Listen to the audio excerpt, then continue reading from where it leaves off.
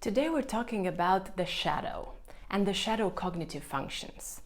What are these cognitive functions? How do they manifest in any personality type? And what can we do to kind of better understand what they are about? All about that in the next minutes. So guys, please don't forget to like and subscribe, and let's dive in. Okay, so in psychological types, Carl Jung discussed the existence of the shadow. His psychology is kind of filled with ideas and concepts about the shadow because he was quite fascinated with it, and to be honest, I am too.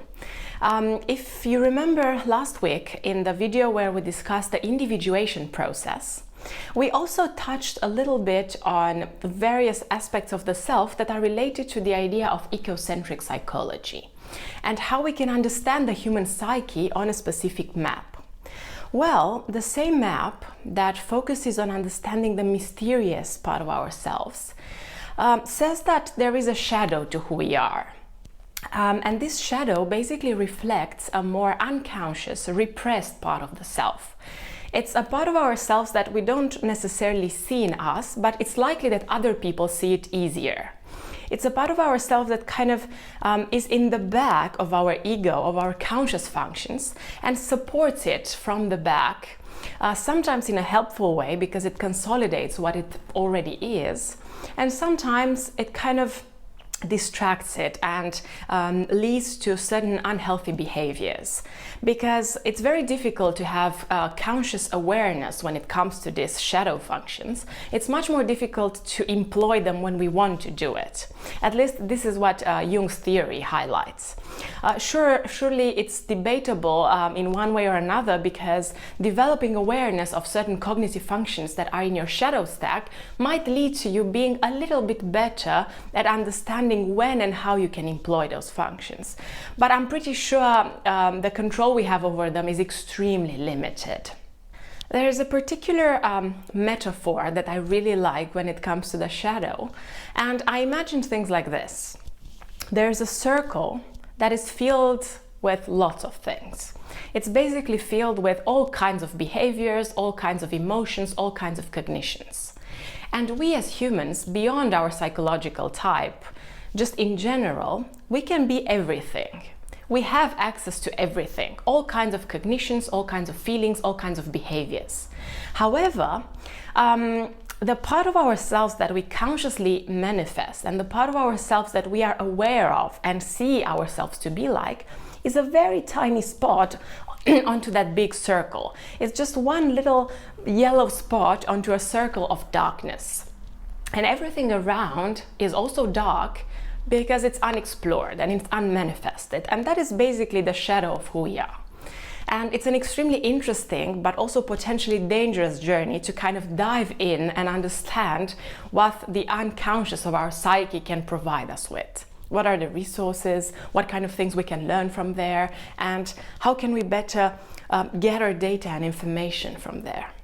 So when it comes to the Mbti theory, we must understand that everyone has all of the cognitive functions: extroverted thinking and introverted thinking, introverted intuition and extroverted intuition, and so on and so forth. However, as you've seen in the 16 personalities types explained playlist, every type has a preference for 4 specific cognitive functions in a specific order. So for example, an INFJ prefers introverted intuition, extroverted feeling, introverted thinking, and extroverted sensing. However, an INFJ still is able to somehow use the other functions. So extroverted intuition, introverted feeling, extroverted thinking, and introverted sensing. And the theory says that basically any type can access any of the other 4 cognitive functions that are not in their main cognitive stack. However, it will be much more difficult to use them, and one debate is whether we actually access those shadow cognitive functions or we are simply mimicking them through a certain combination of some of our first 4 cognitive functions that we are consciously aware of. Okay, so the first cognitive function from our shadow is the 5th cognitive function, or the Nemesis. This is a function that is opposite to our dominant function. So if our dominant function is extroverted feeling, then the nemesis would be introverted feeling. If it's extroverted sensing, then it will be introverted sensing, and so on. It's a function that we're probably best at out of our shadow functions, and it comes up when someone's dominant function cannot do the job properly. So our hero function, our dominant function, is the one function that we can basically use most easily in most life contexts. And somehow, if it's threatened, if it can't do a job perfectly, the nemesis will come around and aid it and kind of complete it, because it uses kind of the same mental process. They both make use of intuition, or they both make use of sensing, or they both make use of feeling. They pair up and they somehow deal with the different perspectives of the same type of mental process. This nemesis is something we can use. Sometimes we can be good at it. However, it's still kind of narrow-minded and limited in its application, in its use. And we tend to use it when we become argumentative.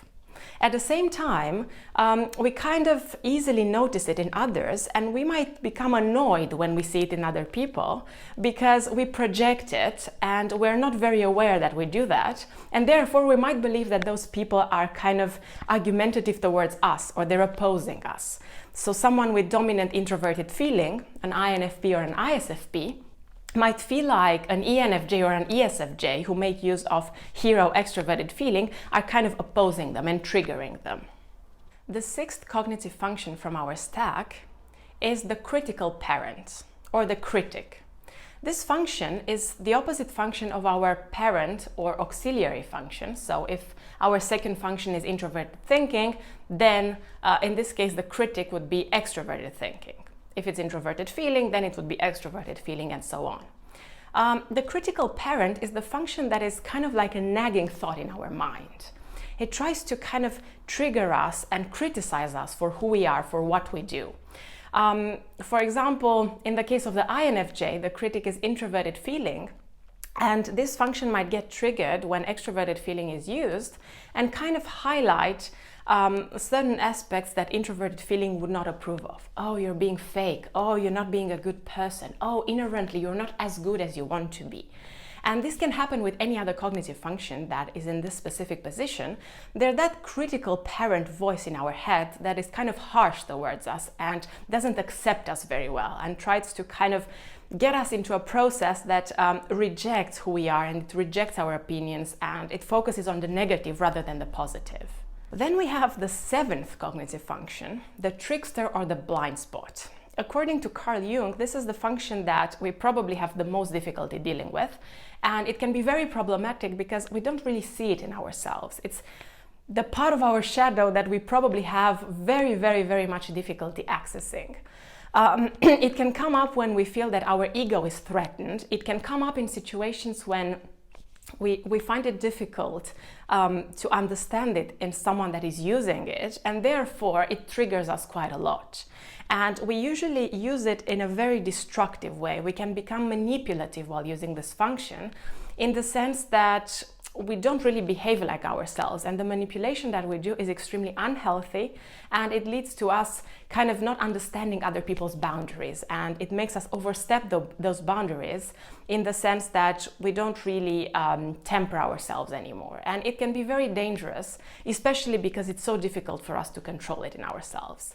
We might try to use it, but we do it in a way that is kind of very, very bad and destructive. And lastly, we have the eighth cognitive function, or the demon function. This is basically the function that is completely opposed to who we are. So if our dominant function is introverted intuition, then the demon would be introverted sensing.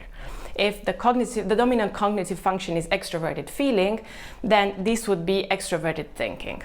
The demon function is again a function that we have very much difficulty accessing, and when we're using it, especially if we're using it quite a lot, it's probably the result of some traumatic events in our lives. And a disintegration, a dissociation of who we are. It's a cognitive function that again can be very destructive when it is employed by us, and we usually really have difficulty making use of it in such a way that it does good things and it helps us or other people around us. It's the part of ourselves that we don't really understand. We have the most difficulty relating to when other people are using it. And again, we can become very triggered when other people do it as well. It's something that is extremely repressed in who we are and probably highlights the most dangerous, problematic aspects of the self, together with the trickster. But I would say the trickster is more unconscious than this, whereas this is something that we have the most difficulty relating to. So if we go back to the metaphor that I highlighted at the beginning of this video, if we imagine that there's a whole that represents every human and each human at the same time, the main 4 cognitive functions reflect a tiny little circle on that huge dark circle, and everything else that is happening outside of that could be the result of the shadow cognitive functions. And many more other things, because our shadow doesn't just reflect our personality, it reflects a lot of repressed memories, thoughts that we don't allow to come to the conscious mind, emotions that we have repressed, and so on and so forth.